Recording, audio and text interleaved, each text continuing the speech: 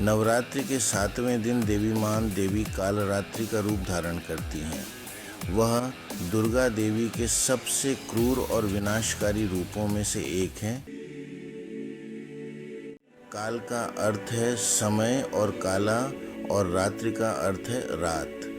देवी को अज्ञानता का नाश करने वाली और दुख दूर करने वाली के रूप में पूजा जाता है। देवी कालरात्रि का रंग रात्रि के समान गहरा है। उसके बड़े बड़े बाल खुले हुए हैं। उसके 4 हाथ हैं। उनमें से 2 हथियार चलाते हैं, एक कैंची और एक वज्र। अन्य 2 वृद्ध या आशीर्वाद मुद्रा और अभय या रक्षा मुद्रा में हैं। वह एक हार पहनती है जो रात को रोशन करने वाले चंद्रमा की तरह चमकता है। उसकी 3 आँखें हैं जिनसे बिजली की तरह किरणें निकलती हैं, जो उसके क्रोध को पूर्ण रूप से प्रदर्शित करती हैं। वह सांस लेते समय अपनी नासिका से आग की लपटें निकालती है। देवी काले गधे पर सवारी करती हैं। देवी का यह रूप जीवन के अंधकारमय और हिंसक पक्ष को दर्शाता है।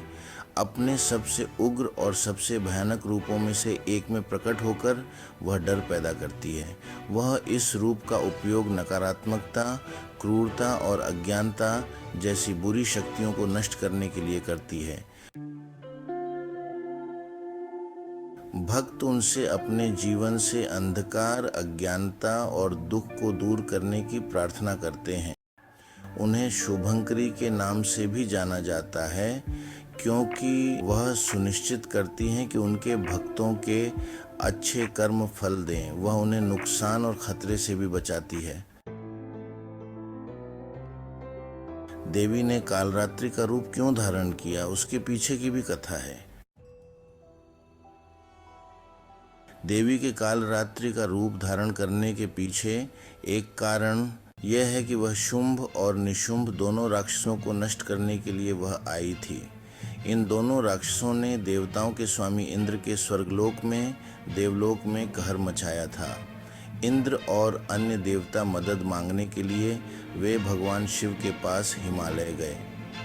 भगवान शिव ने देवी पार्वती से दोनों राक्षसों से छुटकारा पाने देवताओं को मदद करने का अनुरोध किया।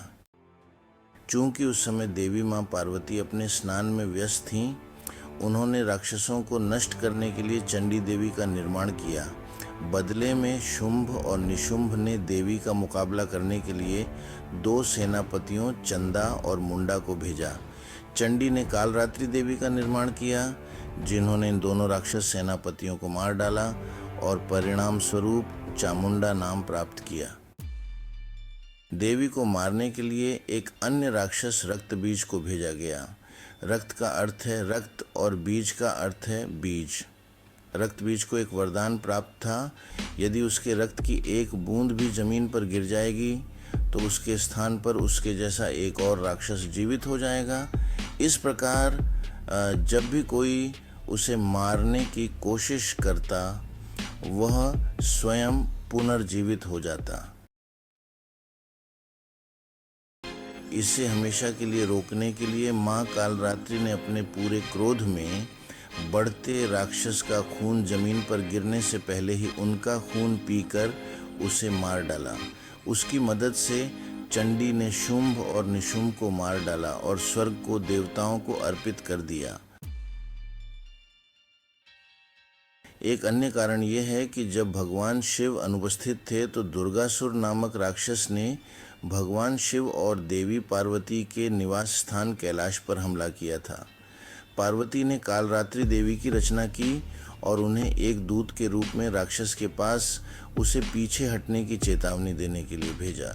जैसे ही दुर्गासुर के रक्षकों ने उसे पकड़ने की कोशिश की, देवी आकार में बढ़ गई और उसे चेतावनी दी और आखिरकार देवी पार्वती ने उसे मार डाला और इसलिए उसका नाम दुर्गा रखा गया। काल रात्रि का आध्यात्मिक महत्व रात या दिन का वह समय है जो हमें सुकून देता है। क्योंकि दिन का काम हमारे पीछे है। चूंकि ये विश्राम और आराम का समय है, यह हर जीवित प्राणी, मनुष्यों और जानवरों को राहत देता है। काल रात्रि देवी अपने भक्तों को ज्ञान का आशीर्वाद भी देती हैं, क्योंकि वह उन्हें अंधकार से प्रकाश की ओर ले जाती हैं। नमस्कार, ईश्वर की कृपा रही तो कल जरूर मिलेंगे। जय मां दुर्गा।